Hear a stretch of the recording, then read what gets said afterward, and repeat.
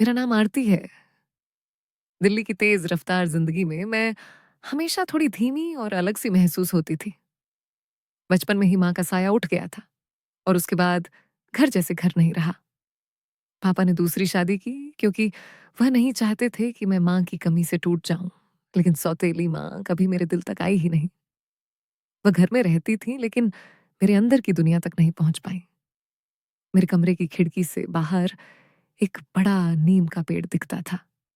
उसी पेड़ के नीचे बैठकर मैं अपनी डायरी में सपने लिखा करती थी।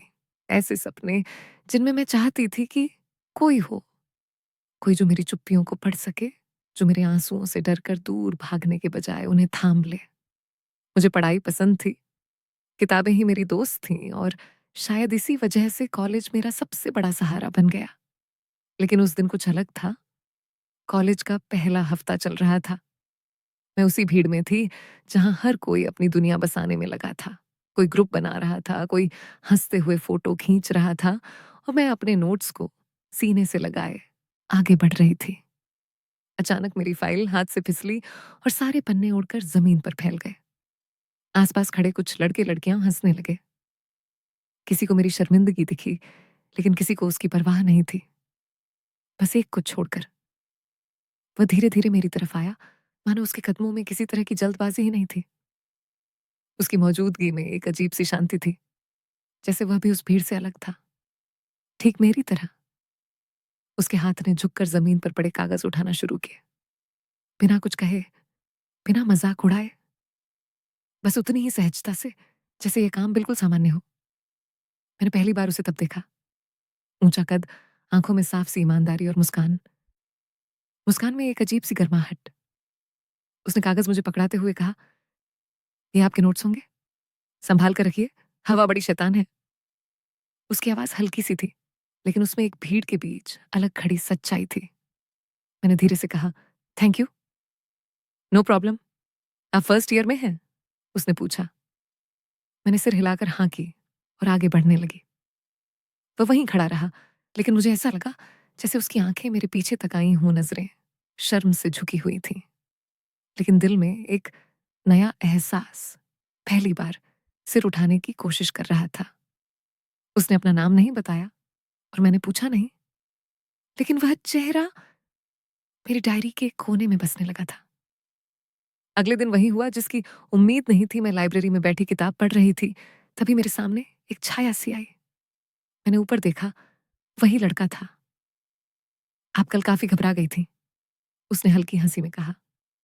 नहीं, बस थोड़ा शर्मिंदा हुई थी, मैंने मुश्किल कहा। अच्छा हुआ आप शर्मिंदा हुई, वरना मुझे लगता कि आपकी जिंदगी में मेरी एंट्री बेकार गई, उसने हंसते हुए कहा। मेरे गाल गर्म हो गए। मैंने नजरें किताब पर टिका दी। वह भी बैठ गया मेरे सामने ही। कुछ देर तक दोनों ने ही कुछ नहीं कहा, पर खामोशी कभी कभी दो लोगों के बीच सबसे सुंदर बातचीत होती है। वही खामोशी हमारे बीच धीरे धीरे जगह बना रही थी। थोड़ी देर बाद उसने खुद ही कहा, अच्छा, अब तो अपना नाम बताइए, कल अचानक से गायब हो गई थी। मैं खड़ा रह ही गया था। मैं हंस दी। आरती, मैंने कहा। और मैं अभय, उसने हाथ आगे बढ़ाते हुए कहा। मैंने उसका हाथ नहीं मिलाया, बस मुस्कुरा दी, लेकिन मेरी मुस्कान शायद उसे मेरे दिल का रास्ता दिखा चुकी थी। उस दिन के बाद वह मुझे लगभग हर जगह दिखने लगा। कॉरिडोर, कैंटीन, लाइब्रेरी गेट, या शायद वह मुझे नहीं, मैं उसे तलाशने लगी थी। कभी वो मुझे देखकर मुस्कुरा देता, कभी दूर से हाथ हिला देता, और मैं अपनी शर्म को संभालते हुए सिर्फ सिर झुका देती। लेकिन हर बार दिल जोर से धड़कता था। एक दिन उसने मुझसे पूछा, आरती, आप हमेशा इतनी चुप क्यों रहती हैं? किसी से बात नहीं करती? कोई दोस्त नहीं? मैंने जवाब नहीं दिया। मैं कैसे बताती कि मेरे जीवन में चुप्पी एक आदत नहीं, मजबूरी थी। प्यार, अपनापन, परिवार, ये सब मेरे हिस्से ज्यादा आए ही नहीं थे। वो मेरी आंखों में झांकता रहा, जैसे वो मेरी खामोशी के पीछे छुपे दर्द को खोजने की कोशिश कर रहा हो। उसने कहा, चुप रहने वाले लोग अंदर से बहुत गहरे होते हैं और अक्सर सबसे ज्यादा अकेले भी। मेरे दिल को किसी ने जैसे छू लिया था। मैंने नजरें झुका ली। अभय आगे कुछ नहीं बोला, बस मेरे साथ बैठा रहा। उस दिन पहली बार किसी की मौजूदगी मुझे बोझ नहीं, सुकून लगी। और कुछ कहे बिना वो मेरी जिंदगी में जगह बनाने लगा, धीरे धीरे, बहुत गहराई से। अगले कुछ हफ्तों में अभय मेरी जिंदगी में ऐसे उतर गया जैसे कोई धीमी हवा गर्म दोपहर के बीच अचानक से ठंडक दे दे। वो मेरे आसपास हर जगह दिखाई देता था, कभी गलियारे में, कभी लाइब्रेरी की टेबल के आसपास, तो कभी कैंटीन की खिड़की के सामने खड़ा होकर मुझे ढूंढता हुआ। लेकिन अजीब ये था कि उसका ढूंढना मुझे कभी भारी नहीं लगता था। शायद उस देखे जाने में ही एक तरह का अपनापन था, एक ऐसा एहसास जो मेरे भीतर कई सालों से सोया हुआ था। एक दिन बारिश हो रही थी। मैं बस स्टॉप पर खड़ी थी, छतरी खराब थी और हवा तेज। तभी अचानक एक छतरी मेरे सिर के ऊपर आ गई। मैंने मुड़कर देखा, अभय। उसकी आंखों में हमेशा जैसा ही सुकून था। मैं हड़बड़ा गई, आप भीग रहे हैं। उसने बस मुस्कुरा दिया, कोई बात नहीं, मैं जल्दी सूख जाता हूँ। उस छोटे से मजाक पर मैं सच में हंस पड़ी, शायद पहली बार उसके सामने खुलकर। और मेरी हंसी देख वह कुछ पल चुप रहा, जैसे उसने किसी खजाने की खोज कर ली हो। बस आई, हम साथ बैठे, खिड़की पर फिसलती बूंदों को देखते रहे। उसने अचानक पूछा, आरती, तुम इतनी चुप क्यों रहती हो? किसी से बातें नहीं करती? ऐसा क्या हुआ था तुम्हारी जिंदगी में? मैं चुप रही। कुछ चुप्पियां जवाब नहीं होती, मजबूरी होती है। उसने धीरे से कहा, अगर कभी बहुत थक जाओ तो मेरे पास बैठ जाना, मैं कुछ पूछूंगा नहीं, बस सुनूंगा। उस दिन उसके शब्द मेरे दिल की दीवारों में कहीं धंस गए। हम दिन ब दिन करीब आने लगे, पर कभी भी नाम के लिए हम प्रेमी नहीं बने। ना उसने कहा, ना मैंने माना। बस एक एहसास था, धीरे धीरे बढ़ता हुआ, जैसे एक कोमल पौधा हवा की गोद में पल रहा हो। एक शाम कॉलेज लगभग खाली था, तब अभय मुझे छत पर ले गया। हवा तेज थी, आसमान में हल्की रोशनी थी। उसने कहा, जब भी मैं डर जाता हूं या दुनिया भारी लगती है, मैं यहाँ आता हूं। आज तुम्हें इसलिए लाया हूं क्योंकि कुछ बातें मैं अब छुपा नहीं पा रहा। मेरी धड़कनें तेज। उसने मेरी आंखों में गहराई से दिखते हुए कहा, तुम मेरे लिए बहुत खास हो आरती, तुम्हारी खामोशियां भी। मैं कुछ कह नहीं पाई। वह समझ भी गया था कि मैं डरती हूँ खोने से, टूटने से, भरोसा करने से। इसलिए उसने बस इतना कहा, जवाब मत दो, बस मुझे अपनी जिंदगी से बाहर मत करना। मैं कुछ देर उसे देखती रही और उसके अंदर की सच्चाई ने पहली बार मुझे यकीन दिलाया कि शायद शायद कोई मुझे बिना शर्त समझ भी सकता है।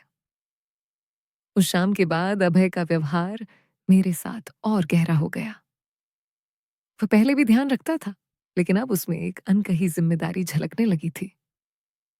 जैसे मैं उसकी दुनिया का एक हिस्सा बन गई थी और वह इस हिस्से को किसी भी कीमत पर खोना नहीं चाहता था। मैं खुद को रोकना चाहती थी, दिल को समझाना चाहती थी कि यह सिर्फ दोस्ती है, बस दोस्ती। लेकिन दिल तो वही सुनता है जो वह सुनना चाहता है, और मेरा दिल हर दिन उसे और गहराई से महसूस करने लगा था। कॉलेज में लोग अब हमें साथ देखकर मुस्कुराने लगे थे। कोई कहता, तुम दोनों तो वैसे भी एक जैसे हो। कोई कहता, क्या सीन चल रहा है? और हम दोनों बस मुस्कुरा देते, ना हामी ना इनकार, क्योंकि कुछ रिश्तों को नाम देने की जरूरत नहीं होती, वे खुद अपने मायने बना लेते हैं। लेकिन जिंदगी हमेशा वही नहीं देती जो हम महसूस करते हैं। एक दिन कैंटीन में बैठते हुए अभय की फोन कॉल आई। उसके चेहरे का रंग बदल गया, आंखें सूनी हो गईं। उसने मुझे देखा, जैसे कुछ कहने की कोशिश कर रहा हो लेकिन कह नहीं पा रहा हो। फोन काट कर उसने बस इतना कहा, आरती, मुझे घर जाना होगा, कुछ जरूरी है। उसकी आवाज कांप रही थी। मैं डर गई। सब ठीक है? मैंने पूछा। उसने सिर हिलाया, लेकिन उसकी आंखें बता रही थीं कि कुछ भी ठीक नहीं था। वह जाने लगा, फिर अचानक मुड़ा और बोला, मैं कल मिलूंगा, अगर मिल पाया तो। वह वाक्य मेरे अंदर बिजली की तरह गिरा। अगर मिल पाया तो इसका क्या मतलब था? मैं घंटों वहीं बैठी रही। चाय ठंडी हो चुकी थी, कैंटीन खाली हो चुकी थी, लेकिन मेरे अंदर की बेचैनी जैसे बढ़ती जा रही थी। पूरी रात मैं सो नहीं पाई। अगले दिन वह कॉलेज नहीं आया, अगले 2 दिन भी नहीं। तीसरे दिन तो मेरा दिल धड़कने से ही डर रहा था। चौथे दिन जब मैं लाइब्रेरी में बैठी थी, उसने अचानक आकर मेरी किताब बंद कर दी। मैं चौंक गई। उसकी आंखें लाल थीं, वह थका हुआ लग रहा था, जैसे कई रातों से सोया ना हो। अभय, क्या हुआ? मैंने घबरा कर पूछा। उसने गहरी सांस ली और मेरे बगल में बैठ गया। आरती, मैं तुम्हें सब बताना चाहता था, लेकिन मैं नहीं जानता था कैसे बताऊं। उसके हाथ कांप रहे थे। मैंने हिम्मत करके उसके हाथ पर हल्के से अपना हाथ रखा। उसने मेरी ओर देखा, ऐसी आंखों से जो दर्द भी कह रही थी और मजबूरी भी। उसने कहा, मेरे पापा को हार्ट अटैक आया था। हालत गंभीर थी। मैं अस्पताल में था और डर था कि अगर मैंने तुम्हें बता दिया तो तुम परेशान हो जाओगे। मैं उसे देखती रही। उसके दर्द की तीव्रता मेरे अंदर तक उतर गई। उसने आगे कहा, मैंने सोचा था हम दोनों के बीच जो भी है वो बहुत खूबसूरत है, लेकिन मैं नहीं चाहता था कि मेरी जिंदगी की मुश्किलें तुम्हारे हिस्से आए। मैं बुरी तरह टूट गई। अभय, तुम पागल हो? मैं परेशान होने के लिए तैयार हूं, अगर वो तुम्हारे लिए है। मेरी आवाज खुद कांप रही थी। अभय ने पहली बार मेरा हाथ पूरी तरह पकड़ लिया। उसकी पकड़ मजबूत थी, जैसे डर था कि कहीं मैं उससे छूट न जाऊं। उसने फुसफुसा कर कहा, मैं तुमसे दूर जाने से डरता हूं आरती, बहुत डरता हूं। वो बात पहली बार उसके दिल से निकली थी, और पता नहीं क्यों उसके उस डर ने मुझे एक अजीब सी मजबूती दे दी। मैं उसकी आंखों में देखते हुए बोली, जो भी हो साथ में सहेंगे, तुम अकेले नहीं हो अब। उस पल अभय टूट गया।